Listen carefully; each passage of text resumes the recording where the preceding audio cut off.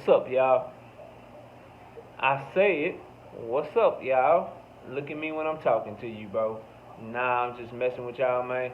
This your boy Knockout Boxing 86 TV, and we in here. So check this out, bro. Before we get going on our video, smash the like button, subscribe to the channel if you're new here, share the video, turn on your notifications, and go follow me on Twitter at KOBoxing86TV. And if you got a breakdown or a prediction you want me to do for you, knockoutboxing86@yahoo.com is the email address.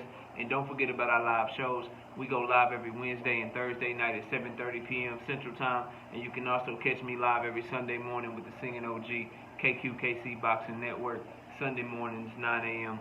Central Standard Time. But let's go ahead and get it popping and get into our video. And today, Derrick James says Errol Spence is going to have to take his training to a new level in preparation for this Terence Crawford fight. Let's talk about it, bro. This is what he had to say, man.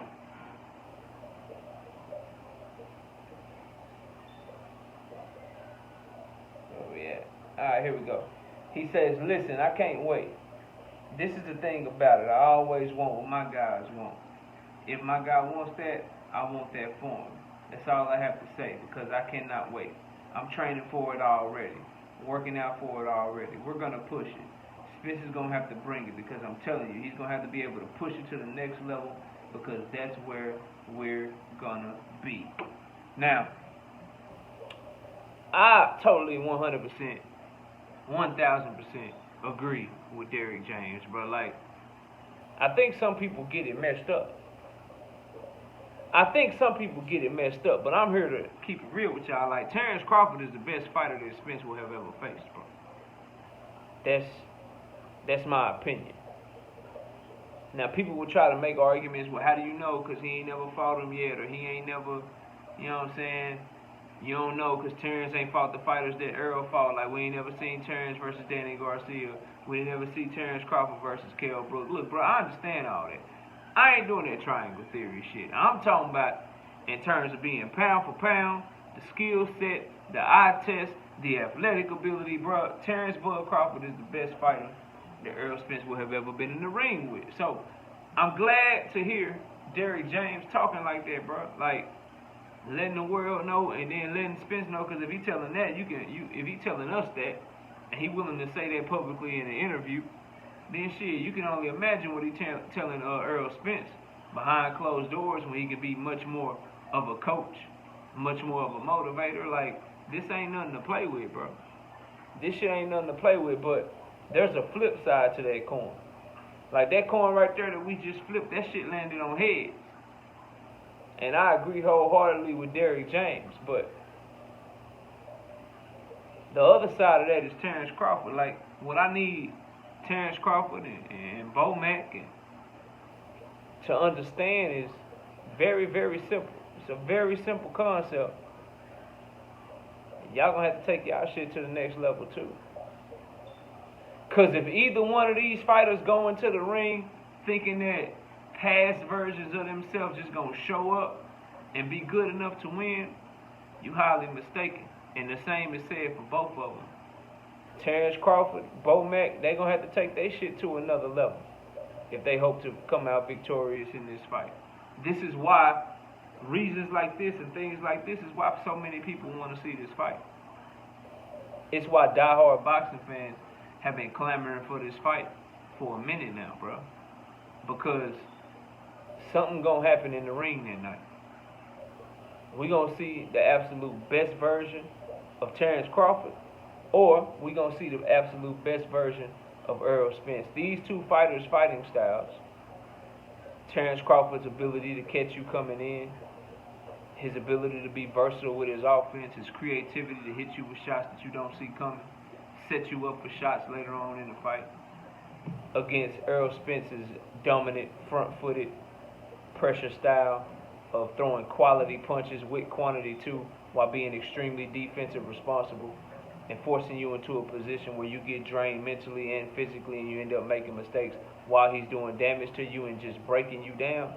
Those two styles, bro, they go together like that, dog. Like, you know you're going to get a great fight. There's certain fighters, when they go into a fight, when you can look at their styles and you just know it's gonna be a great fight. You know what I mean? Like when Josh Taylor and Jose Ramirez were about to fight, Jose Ramirez has come forward with style, volume punching, trying to put pressure on you. Josh Taylor's ability to box, but also his willingness to mix it up and show how tough he is on the inside. You just knew that shit was gonna be a great fight. You just knew it was going to be a great fight. Now imagine that at a much higher level, much more athletic, much more powerful, much more skilled.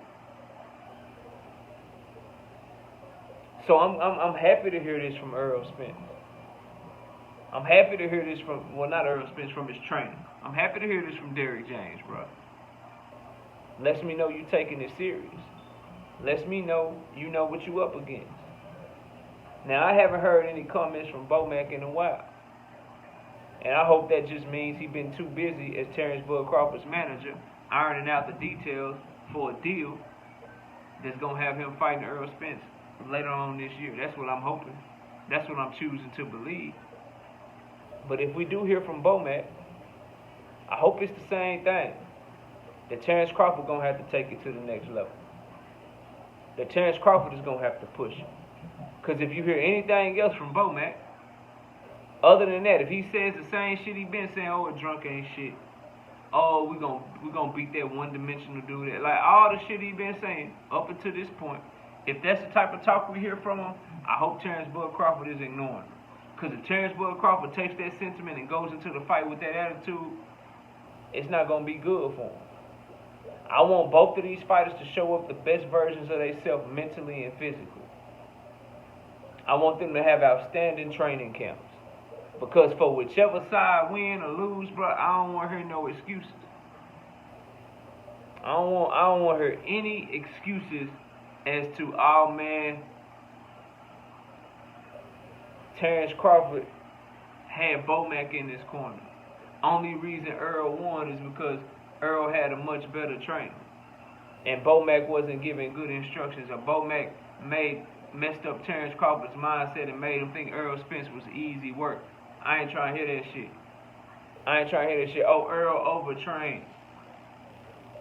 Errol was never the same from this, or never the same for that, or he was coming through a lot. Like, nah, bro. Both fighters have great camps. They both show up to this fight. No excuses. May the best man win. And whatever side you've been standing on, stand on that shit after the fight and keep it real and give the other person credit. And if people from the other side come into your chat, or they hop on a panel and they want to talk about how you was wrong and how you didn't know shit about boxing in that regard, you gotta eat that shit. You gonna have to eat that shit, bro.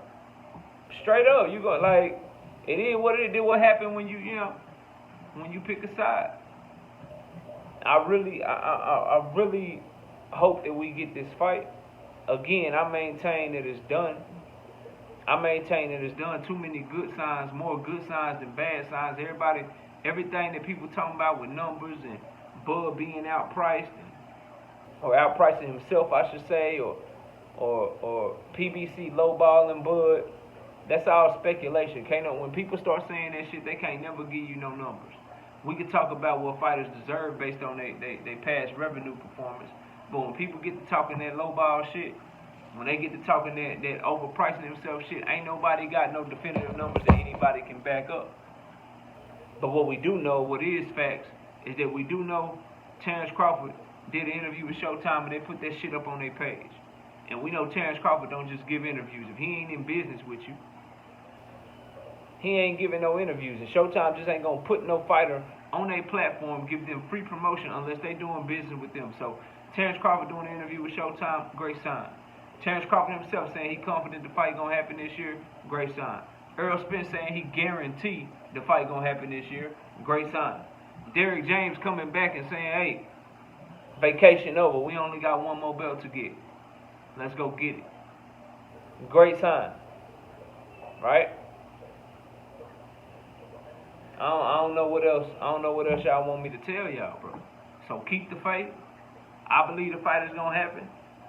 The domino that's gonna drop is that big PBC schedule announcement, bro. When PBC drop their schedule for the fall, that's what we waiting to see. That's what we waiting to hear. When they drop their fall schedule, I fully anticipate, I fully hope, and I fully expect for Errol Spence and Terence Crawford to be at the top of that shit. I fully expect that for Errol Spence and Terence Crawford to be at the top of that schedule. It's one of their big fights and the biggest fight on the schedule that they could drop. But y'all let me know what y'all think. Comment down below, smash the like, subscribe to the channel, share the video, turn on your notifications, and go follow me on Twitter at KOBoxing86TV. And if you got a breakdown or a prediction you'd like me to do, knockoutboxing86@yahoo.com is the email address. I appreciate everybody watching the video. Enjoy the rest of your day. And with that, we out of here. Peace, y'all.